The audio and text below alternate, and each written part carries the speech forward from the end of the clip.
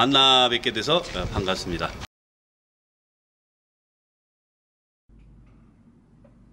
안녕하세요. 반갑습니다. 오늘은 은혜사 연불왕생 첩경도라고 하는 불화를 가지고 말씀을 드리려고 합니다.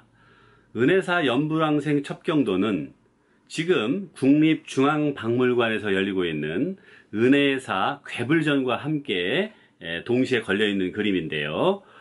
오히려 괴불보다도 규모는 작지만 버라이어티하고 다양한 장면들을 볼 수가 있어서 훨씬 더 값진 그런 이 볼거리를 제공하지 않을까 이렇게 생각을 하고 있습니다. 연불왕생 첩경도. 자, 연불을 통해서 왕생, 가서 태어난다는 얘기가 되겠죠. 가서 태어나는 곳은 극락이 되겠고요. 가서 태어나는 첩경, 지름길을 알려주는 그림이다. 말 그대로 이 그림을 보게 되면 극락의 장면과 그 다음에 극락의 어떠한 방법으로 가고 또 극락에 가서 어떠한 모습으로 태어나는지 이런 것들이 화면 가득이 빽빽하게 이렇게 서 있는 그림이라고 볼 수가 있습니다. 우리가 불화를 봤을 때 처음에는 너무 어렵게 생각하는 경향이 있어요. 그렇지만 이 불화라고 하는 것은 일반 그림과 똑같습니다. 그림은 이런 경전의 내용, 이런 글을 쉽게 여러 사람들이 알기 쉽도록 이렇게 풀이해서 놓은 거기 때문에 조금만 눈여겨본다고 하면 또 제 말씀을 듣고서 보게 되면 조금 더 친숙한 모습, 이런 모습으로 아마 다가오리라고 생각이 듭니다. 우선 이 그림은 여러 연구자에 따라서 여러 가지 형태의 이름으로 불리게 되는데요. 대표적인 이름은 지금 말씀드렸었던 연불왕생 첩경도라고 하는 그림입니다만은 관경변상도라고도 불러요. 관경변상도라고 하는 것은 극락을 가는 그 16가지, 16가지의 그 관법이 있거든요. 그런 관법을 중심으로 파악을 해서 연구자가 그래서 이름을 이렇게 붙였고요. 또 극락 구품도, 그 다음에 서방구품 용선접인도, 아미타 레영도 이렇게 해서 다양한 이름으로 이렇게 붙이고 있는데요. 사실은 지금 있는 우리가 보는 그 그림 속에 이러한 내용들은 다 담겨져 있습니다. 그래서 연구자에 따라서 어떤 것에 중점을 두고서 이름을 하느냐가 이런 이름을 지었다고 이제 볼 수가 있는데요. 이 중에서 가장 많이 부르는 그런 명칭이 연불왕생 첩경도가 되겠습니다. 그럼 연불을 통해서 우리가 가게 되는 이런 세계는 어떤 세계인가? 우리가 지금 우리가 살고 있는 이 세상을 뭐라고 부르냐면요. 차안이라고 부릅니다. 차안. 그러니까 이 언덕이죠. 이 차안이라고 부르고요. 그 다음에 우리가 가는 저쪽을 피안이라고 불러요. 그래서 차안이라고 하는 곳은 예토라고 해서 예자가 이제 더럽다 이런 뜻이거든요. 더럽다, 오염돼 있다. 그래서 이 세상은 오염되고 더러운 이런 세상이고, 그 다음에 우리가 죽어서 가는 저 세상은 정토라고 부릅니다. 정토. 그래서 우리가 극락정토 이렇게 부르게 되잖아요. 그래서 이 언덕에서 저 언덕으로 가는 것은 바로 우리가 이 더러운 이 세상에서 부처님의, 아미타 부처님이 계신 극락세계로 간다라고 하는 그런 이 표현이 되겠습니다. 지금 이제 불화를 잠시 한번 보시죠. 불화를 보시게 되면 이 불화가 이 시간상으로 이렇게 진행되는 방향이 있습니다. 자, 불화의 오른쪽 하단을 보시게 되면 배가 있는 부분이 보이거든요. 그래서 이 배가 있는 그 부분에서 쭉 사선으로서 이렇게 이 위쪽으로 이렇게 올라가게 되면 세 분의 부처님이 계신 게 보이거든요. 그래서 이제 그쪽으로 쭉 올라가는 것이 뭐냐면 이승, 지금 현재 있는 이 세상에서 극락으로 이제 가는 그런 이제 과정이 되겠고요.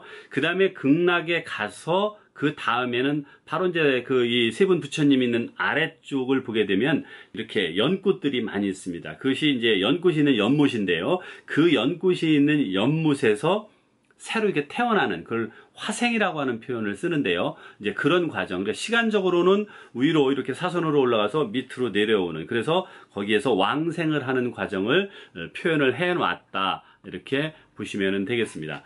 자, 극락세계라고 하는 것은 우리가 그냥 표현이 되어 있는 것이 아니라 이것을 대표하는 여러 가지 경전들이 있습니다. 그래서 이것을 우리가 정토 삼부경이라고 이야기를 하는데요. 정토 삼부경에는 대무량수경, 관무량수경, 불설아미타경 이렇게 세 개의 경전이 있습니다. 이 세 개의 경전을 토대로 해서 극락세계를 묘사를 했고요. 또 극락에 계신 제자 부처님이 어떤 분이시고 또 그 다음에 극락을 가기 위해서는 어떤 방법이 있는가 이런 아주 세부적인 것들을 말해 놓은 것이 바로 이 세 개의 경전이라고 보시면 되겠습니다. 대표적으로는 이 극락세계라고 하는 것이 무량광, 무량수 이런 세계라고 얘기를 합니다. 무량이라고 하는 것이 이렇게 뭐 헤아릴 수가 없는 거죠. 헤아릴 수 없는 빛과 또 헤아릴 수 없는 수명. 그러니까 이 빛이라고 하는 것도 태양빛 같은 경우는 이렇게 지붕이 가리면은 그 빛이 뚫고 들어오지 못하잖아요. 그러나 부처님 빛은 그 빛을 뚫고 들어오는 아주 무한한 그런 빛의 이 속성을 가지고 있고 또 수명도 이승에서는 뭐 많이 해봐야 100년인데 이 가는 극락세계에는 수명이 없어요. 언제 죽고 이런 수명이 정해져 있지 않은. 그래서 우리가 보통은 이 아미타 부처님을 무량수불, 무량광불 이렇게도 표현을 하고 있는 것이 이쪽에 이런 경전 속에서 전부 다 나왔다 이렇게 보시면 되겠습니다. 제가 제목을 붙인 것을 극락세계는 어떠한 모습으로 생겼나. 그래서 극락세계의 그 구성에 대해서 한번 말씀을 드리도록 하겠습니다. 우선 극락세계 구성에서 가장 눈에 띄는 것은 우리가 가장 정면을 봐야 되겠죠. 그래서 가장 중앙되는 지점에 이렇게 집이 보입니다. 2층으로 된 집이. 그냥 집이 아니고요. 이름이 칠보 누각이에요. 그러니까 칠보로 장식되어 있는 이제 그런 누각이 되겠고요. 그쪽에 이제 조금 위쪽으로 올라가면은 잡색지조와 악기들인데 잡색지조라기보다는 이제 극락조입니다. 극락 여러 가지 이제 새들이 날아다니고 그 다음에 또 여러 가지 악기가 연주되는 그런 아주 이 음악도 있는 이제 그런 세계가 극락세계가 되겠고요. 그 왼쪽 옆으로 가게 되면은 칠중행수라고 하는데 칠중이라고 하는 표현은 7층에 그 가로수라고 하는 표현입니다. 멋진 7층으로 되어 있는 이렇게 가로수가 있는 데고요. 그 아래쪽으로 내려오게 되면은 부처님이 앉아 계시는 아미타 부처님이 앉아 계시는 연화대자가 이렇게 표현이 되어 있고요. 또 그 아래로 내려오면은 칠보의 연못이 있어요. 거기에는 또 뭐가 가득하냐면 팔공덕수라고 하는 그 공덕의 물이 아주 가득한 그런 모습을 볼 수가 있습니다. 또 칠보누각 옆에 보게 되면은 세 분의 부처님이 계시거든요. 그래서 그분이 이제 아미타 삼존이라고 하는 이런 부처님이 이 극락이라고 하는 곳에서 주제를 하면서 용선을 타고 오는 사람들을 여기서 이제 맞아서 왕생을 시키는 그런 모습들을 우리가 볼 수 있고요. 아미타 삼존 바로 아래에는 연못 속에서 다시 이 화생을 하는 이 모습들을 표현을 해 놓았습니다. 이제 우리가 안 한 것은 이제 오른쪽에 있는 부분이거든요. 그래서 오른 하단을 가 보시게 되면은요, 배가 하나 보이실 겁니다. 배가. 그 배가 무슨 배냐면 반야용선이라고 하는 이 이승에서 저쪽에 피안으로 갈 때 반드시 타고 가야 되는 이제 그 배의 모습이 배가 있는데 그것이 바로 용으로 만든 배, 용선이라고 하는 배고요. 그 위쪽으로는 금은연대와 그 다음에 풍악시중, 그 다음에 가마가 보이는데 이것은 뭐냐면은요. 이 지금 용선을 타고 가는 사람들 중에서 가장 아주 이 평생을 수양을 통해서 연불공덕을 통해서 아주 높은 경지에 오른 사람은 특별히 모셔가지고 이 연대에 태워서 가마에 싣고서 그 다음에 풍악을 연주를 해가면서 아미타불이 계신 극락으로 인도하는 과정을 표현을 해놓은 겁니다. 그 바로 옆에는 아미타 성중이라고 해서 여러 무리들, 아미타불을 비롯한 여러 무리들이 오는 배를 타고 오는 사람, 가마를 타고 오는 사람을 직접 나와서 맞아서 이 극락으로 모셔가는 그 과정을 표현을 해 놓았습니다.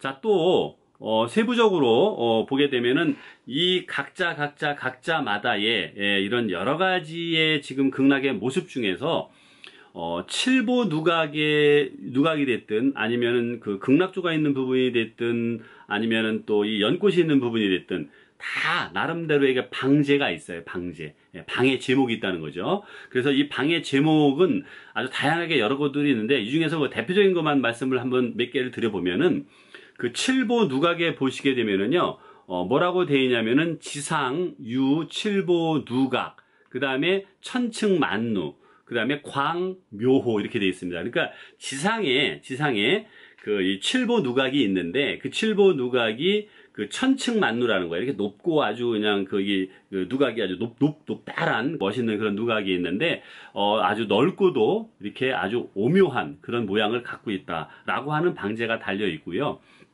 이제 오른쪽으로 가게 되면 용선이 있는 곳이 있거든요. 그래서 이 용선이 있는 부분의 그 이 방제는 이렇게 되어 있습니다. 연불지인 용선왕생. 그러니까 연불을 하는 사람이 용선을 타고서 이제 가가지고 왕생을 한다라고 하는 그런 방제가 붙어 있고요. 그 다음에 또 연꽃으로 이렇게 피어나는 부분이 있죠. 연화지. 거기에는 또 어떻게 되어 있냐면은 연불지인 태어난단 말이에요. 어디? 연화지. 그래서 연불하는 사람은 연화지에서 새로 이렇게 태어난다라고 하는 그러한 이 말들이 이렇게 방제가 쓰여 있습니다. 자, 그 다음에 세부적으로 또 보면은요, 우리가 그 배에 있는 부분을 한번 보시죠. 배에 있는 부분을 보시면은 배 앞쪽에 또 한 분이 계시고 배 뒤에도 한 분이 이렇게 계시죠. 이분이 이제 보살인데요.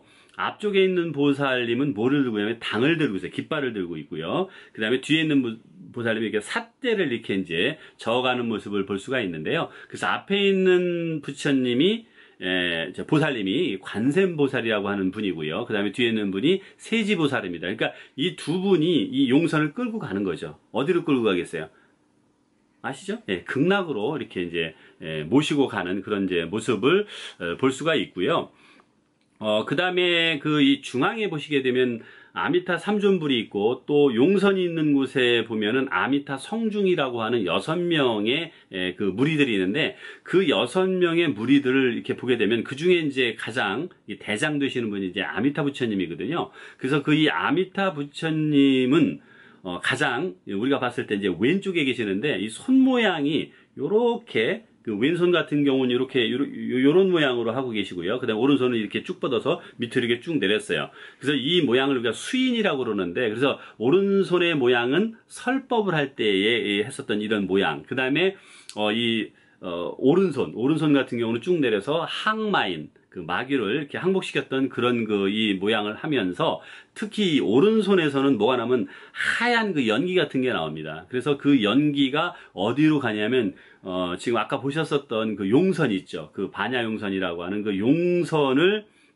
비추게 되면 이거를 따라서 용선이 쭉 극락으로 이제 이렇게 오게 되는 그런 과정이라고 보시면 되겠습니다. 또 세부적으로 우리가 연화지라고 제가 말씀을 드렸잖아요. 그러니까 연화의 그 연못에는 이 다시 태어나는 그런 것들을 이제 표현을 해놨는데 이 다시 태어나는 걸 보시게 되면은 3가지의 모습으로 태어납니다. 크게. 그래서 상, 중, 하 이렇게 상배, 중배, 하배 이렇게 얘기를 하는데 상배 태어나는 사람은 아주 평상시에 연불수행을 열심히 하고 노력을 했었던 이제 그런 사람들이 이 상배에 태어나게 되는데 이 상배에 태어날 때는 이 금으로 된 이 대좌 위에 보살의 모습으로 태어나요. 그래서 이 그림을 잘 보시면은 이 보관을 쓰고 있는 이 보살의 모습으로 금으로 된 연대 위에서 태어난다. 그 다음에 중배로 태어나는 사람인 경우에는 은으로 된 대자입니다. 이게 차별을 좀 하더라고요. 은으로 된 대자 위에 이 보살의 모습이 아니라 아직 이제 승려의 이런 모습으로 이제 태어나게 됩니다. 가장 재미있는 것은 하배입니다. 하배인 경우에는 하품 상생, 하품 중생, 하품 하생 이렇게 이제 3개가 있는데요. 이 3개 중에서 지금 잘 보시면은 둘은 보이는데 하나는 보이지를 않아요. 그래서 어디 갔는가 이렇게 한번 자세히 살펴봐도 보이질 않기 때문에 어떤 분들은 이게 뭐 좀 지워졌습니다 이렇게 말씀을 하시는데 그렇지 않습니다. 지워진 것이 아니라 아직까지 이 꽃 속에 이렇게 숨어 있어 가지고 이게 펴야 이제 나오게 되는 거죠. 그래서 아직까지는 이 꽃이 피지 않았기 때문에 이 꽃이 필 때까지 기다려야 돼요, 이 사람은. 그래서 이 하품 하생이라고 하는 사람은 연부를 어떤 식으로 한 사람이냐면 내가 죽기 전에 나무 아미타불이라고 하는 것을 10번을 염송하고서 이게 연부를 하고서 이제 간 사람이에요. 그런 사람인 경우에도 극락에 가는데 이렇게 하품하생으로 간다. 피어나려고 그러면 일정한 시간이 필요한데요. 그 시간이 어느 정도냐면은 약 10겁이라고 합니다. 그래서 지상에서의 10겁이라고 하는 세월은 엄청 긴 시간이거든요. 그래서 사방이 1.5km가 되는 그런 창고에 겨자씨를 그냥 가득 채우는 거예요. 그러고서 그거를 3년에 하나씩 꺼내가지고 이것이 다 없어지면 그것이 1겁이래요. 이 지상에서는. 근데 우리가 가는 극락세계에서의 1겁은 하루입니다, 하루. 그래서 열흘 후면은 이 사람도 피어나서 나와가지고 이 극락의 여러 가지 아름답고 진귀한 모습, 또 극락에 있는 여러 이 성중들과 함께 이 극락에서 편히 이렇게 지낼 수 있는 그러한 가르침을 주는 것이 이 그림의 특징이라고 말씀을 드리도록 하겠습니다. 마지막으로 한번 이제 정리를 한번 해보도록 하겠습니다. 제가 이제 이렇게 정해봤어요. 극락정토로 가는 길. 극락정토로 가기 위해서는 우리는 어떠한 노력이 필요한가? 그림에 다 나와 있는 겁니다. 이걸 정리를 하는 겁니다. 자, 우선 극락정토를 주재하는 부처님은 아미타 부처님이라고 하는 분입니다.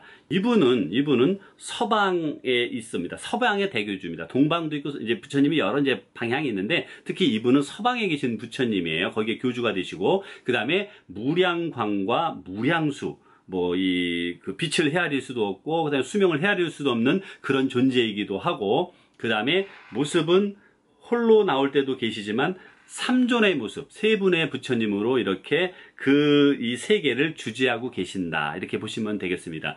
자, 그러한 이 세계의 모습은 어떤 모습으로 나타내면 정토다. 그 다음에 고통이 없다.